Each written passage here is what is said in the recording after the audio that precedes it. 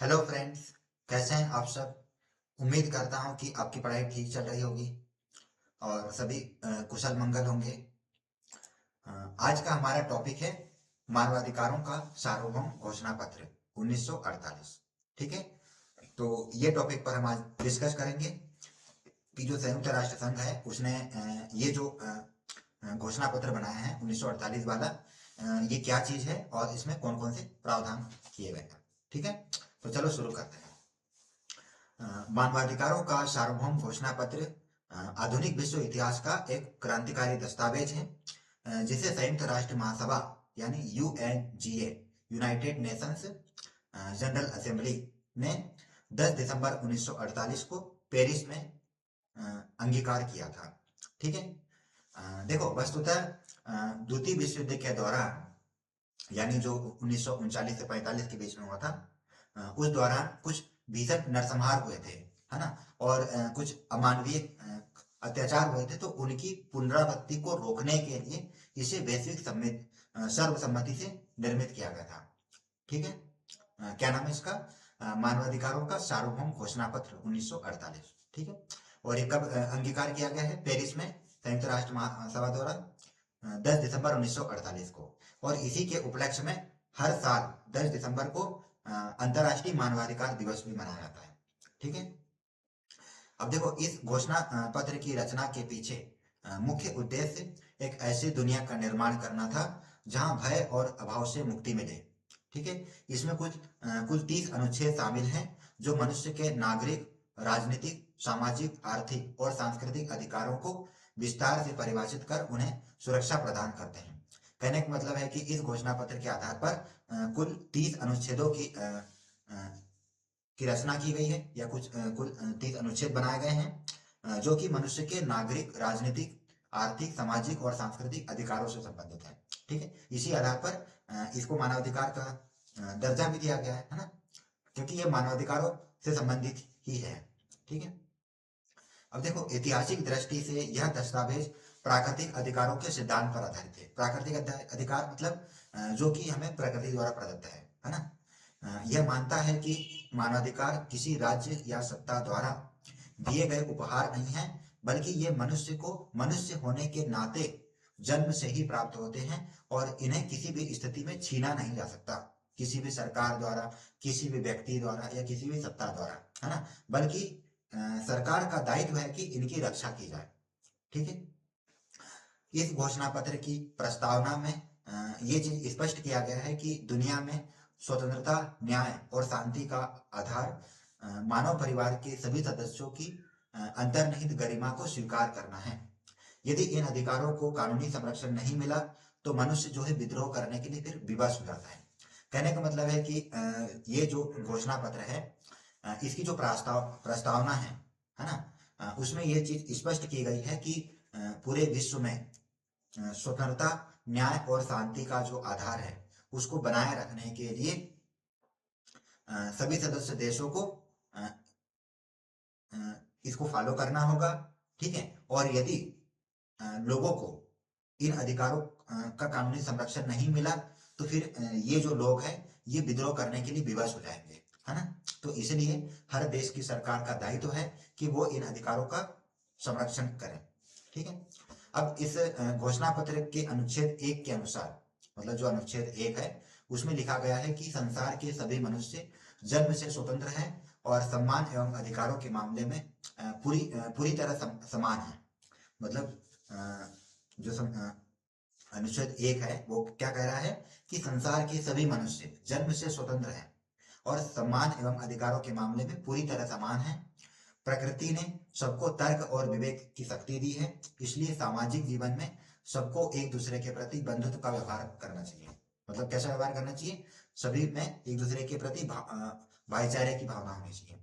ठीक है, और सभी जो है मनुष्य जन्म से स्वतंत्र है और सभी के लिए सम्मान और अधिकार बराबर मिले हुए हैं। ठीक है, अच्छा, अब अनुच्छेद 2 क्या कहता है?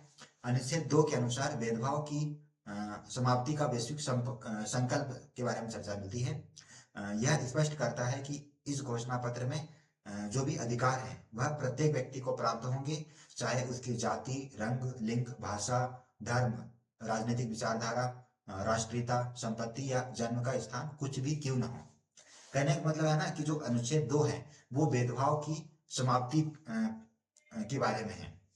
उसका कहना है कि कोई भी व्यक्ति हो, चाहे उसकी जाति कुछ भी हो, उसका रंग कुछ भी हो, काला हो, गोरा हो, उसका लिंग कुछ भी हो, चाहे वो पुरुष हो चाहे महिला हो, उसकी भाषा कुछ भी हो, जैसे हिंदी हो, मराठी हो, गुजराती हो या इंग्लिश हो, उर्दू हो, कुछ भी भाषा हो, उसका कुछ भी धर्म हो, जैसे हिंदू हो, मुस्लिम हो, सिख हो, ईसाई हो या ईसाई धर्म कुछ भी हो, चाहे उसकी कुछ भी राजनीतिक विचारधारा हो या कोई भी देश हो, उसके पास संपत्ति हो या निर्धन हो, उनके ऊपर जो है किसी प्रकार का कोई भी भेदभाव नहीं किया जाएगा, बल्कि सबको बराबर अधिकार प्राप्त होंगे।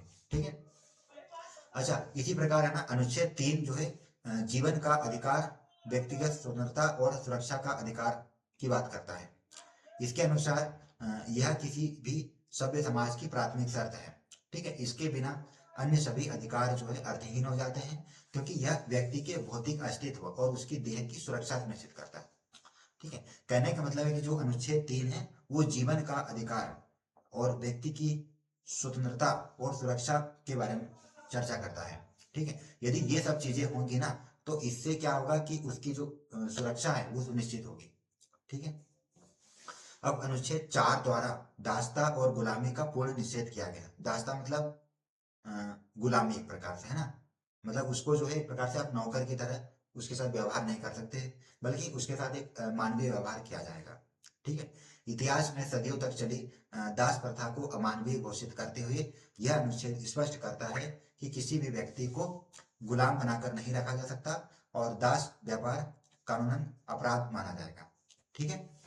तो इस प्रकार से यह दासता के उन्मूलन पर आधारित है। क्लियर।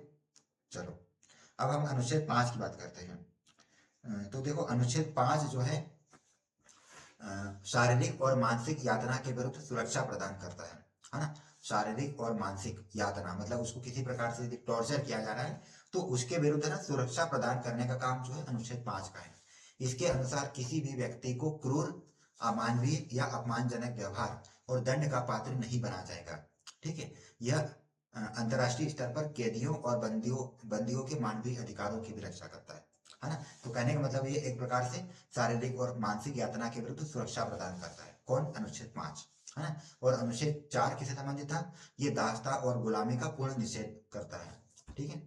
चलो, अब कानून की नजर में प्रत्येक व्यक्ति को एक इंसान के रूप में मान्यता प्राप्त करने का अधिकार है ना। इसीलिए जो है अनुच्छेद 6 और 7 यह सुनिश्चित करते हैं कि कानून जो है सबके लिए समान होगा और बिना किसी पक्षपात के सबको कानून का समान संरक्षण और न्याय प्राप्त होगा। ठीक है। तो ये अनुच्छेद 6 और 7 बताते हैं, है ना, कि कानून की नजर में प्रत्येक व्यक्ति जो है एक इंसान के रूप में मान्यता प्राप्त करने का अधिकार रखते हैं और सभी जो है कानून के समक्ष समान होंगे और बिना किसी पक्षपात के सबको कानून का समान संरक्षण और न्याय प्राप्त होगा। ठीक है। तो ये जो है अनुच्छेद 6 और 7 सुनिश्चित करते हैं। अब अनुच्छेद 9 जो है मनमानी, गिरफ्तारी और निर्वासन पर रोक लगाता है। ठीक है। इसके अनुसार किसी भी व्यक्ति को बिना किसी उचित कानूनी अधिकार के या कानूनी आधार के न तो बंदी बनाया जा सकता है और न ही उसे देश से निकाला जा सकता है। इस प्रकार यह व्यक्ति की नागरिक स्वतंत्रता का सबसे बड़ा प्रहरी है। ठीक है। तो इस प्रकार से अनुच्छेद 9 जो है मनमानी, गिरफ्तारी और निर्वासन पर रोक लगाता है। ठीक है। अब अनुच्छेद 10 और 11 के बारे में चर्चा करते हैं। तो ये एक प्रकार से निष्पक्ष न्याय प्रणाली का अधिकार प्रदान कराता है। ठीक है। इसके अनुसार प्रत्येक आरोपी को तब तक निर्दोष माना जाएगा जब तक कि सार्वजनिक अदालत में उसका अपराध सिद्ध न हो जाए, साथ ही उसे अपने रक्षा के लिए कानूनी अवसर दिए जाएंगे। ठीक है। तो इस प्रकार से ये निष्पक्ष न्याय प्रणाली के अधिकार की बात करता है। ठीक है। ये क्या कहता है कि प्रत्येक आरोपी को तब तक निर्दोष माना जाएगा जब तक कि सार्वजनिक अदालत में उसका अपराध सिद्ध न हो जाए और तब तक जो है उसे अपने रक्षा के लिए सभी कानूनी अवसर दिए जाएंगे। ठीक है। अब देखो अनुच्छेद 12 जो है निजी जीवन की गोपनीयता के अधिकार का प्रावधान करता है। निजी जीवन मतलब उसका जो खुद का जीवन है ना उससे संबंधित गोपनीयता मतलब निजता का अधिकार जिसको कहते हैं। भारत में एक निजता का अधिकार है जो कि अनुच्छेद 21 से संबंधित है ना।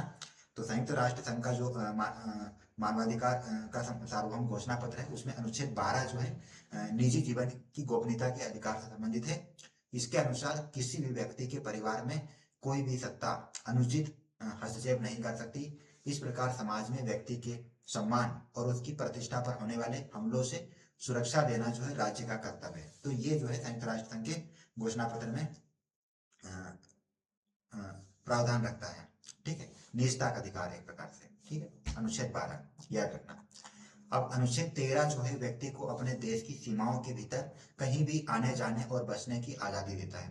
अनुच्छेद 13 जो है कोई भी व्यक्ति हो उसको अपने देश की सीमाओं के भीतर, मतलब वो कहीं भी जा सकता है, कहीं से भी आ सकता है, किसी भी राज्य में बस सकता है, निवास कर सकता है, जॉब कर सकता है, तो उसकी आजादी देता है ना। इसके अतिरिक्त प्रत्येक व्यक्ति को किसी भी देश को छोड़ने और अपने मूल देश में पुनः वापस आने का प्राकृतिक और कानूनी अधिकार प्राप्त है ना। तो ये सारे प्रावधान जो है अनुच्छेद 13 के माध्यम से किसी भी व्यक्ति को प्राप्त हो रहे हैं। ठीक है, अब अनुच्छेद 14 जो है किसी भी देश में शरण लेने का अधिकार का प्रावधान करता है ना। यदि किसी व्यक्ति को उसके देश में राजनीतिक, धार्मिक या अन्य वैचारिक कारणों से सताया जा रहा है तो वह अपनी जान बचाने के लिए किसी दूसरे देशों में शरण मांग सकता है।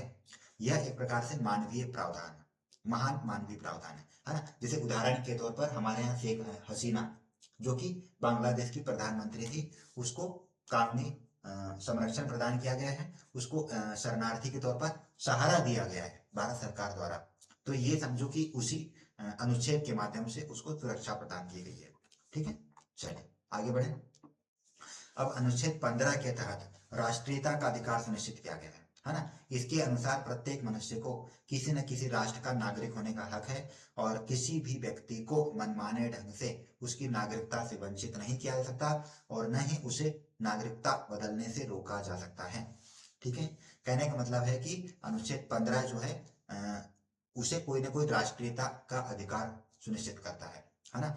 इसके अनुसार प्रत्येक मनुष्य को या किसी प्रत्येक व्यक्ति को किसी न किसी राष्ट्र का नागरिक होने का अधिकार का प्रावधान करता है और किसी भी व्यक्ति को मनमाने ढंग से उसकी नागरिकता से वंचित नहीं किया जा सकता, बल्कि उसे जो है ना राष्ट्रीयता का अधिकार प्राप्त करने का हक है। ठीक है, तो ये अनुच्छेद 15 के तहत उसको प्रावधान दिया गया है। अब अनुच्छेद 18 जो है विचार, विवेक और धर्म की पूर्ण स्वतंत्रता का प्रावधान करता है ना। इसमें व्यक्ति को अपना धर्म मानने, उसे बदलने और अपनी आस्था के अनुसार अकेले या समूह में या सार्वजनिक या निजी रूप से प्रकट करने और शिक्षा देने की पूरी स्वतंत्रता प्रदान करता है ना। तो ये एक प्रकार से विचार, विवेक और धर्म की पूर्ण स्वतंत्रता प्रदान करता है। कौन? अनुच्छेद 18। ठीक है, आप इसके आधार पर आप कोई भी धर्म अपना सकते हो, बदल सकते हो या उसकी आस्था को अकेले या समूह में किसी प्रकार से या उसकी शिक्षा ग्रहण कर सकते हो, कुछ भी कर सकते हो। ये सब अनुच्छेद 18 के तहत मानवीय अधिकार के आधार पर आपको प्रदान किया गया है। ठीक है, अब अनुच्छेद 19 में अभिव्यक्ति और सूचना की स्वतंत्रता का अधिकार दिया गया है।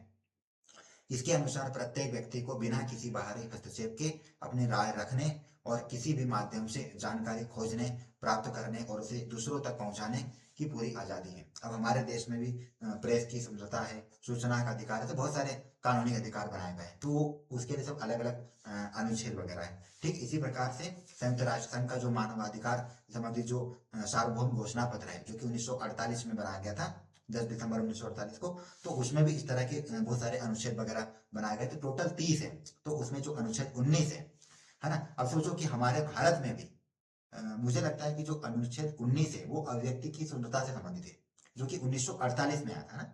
तो मुझे लगता है कि उसी को देखते हुए भारत सरकार ने भी अनुच्छेद 19 को अभिव्यक्ति की स्वतंत्रता से जोड़कर बनाया गया है ना। चलो, तो जो अनुच्छेद 19 है वो अभिव्यक्ति और सूचना की स्वतंत्रता का अधिकार प्रदान करता है ना। चलो, अब अनुच्छेद 23 जो है काम करने के अधिकार और श्रमिक हितों की रक्षा करता है। इसमें अपनी पसंद का रोजगार चुनने, समान कार्य के लिए समान वेतन पाने, जो कि समान नागरिक संहिता से संबंधित है ना। एक प्रकार से हमारे भारत में राज्य की नीति निर्देशक तत्वों के अंतर्गत दिया गया है ना। और अपने हितों की रक्षा हेतु श्रमिक संघ बनाने का अधिकार शामिल है ताकि आर्थिक शोषण को रोका जाए। तो ये सारे प्रावधान जो है अनुच्छेद 23 से संबंधित है और ये हमें काम करने के अधिकार और श्रमिक हितों की रक्षा करता है। ठीक है, चलो अब अनुच्छेद 26 क्या कह रहा है? इसके अंतर्गत है ना इसके अंतर्गत जो है शिक्षा का अधिकार अनिवार्य किया गया है।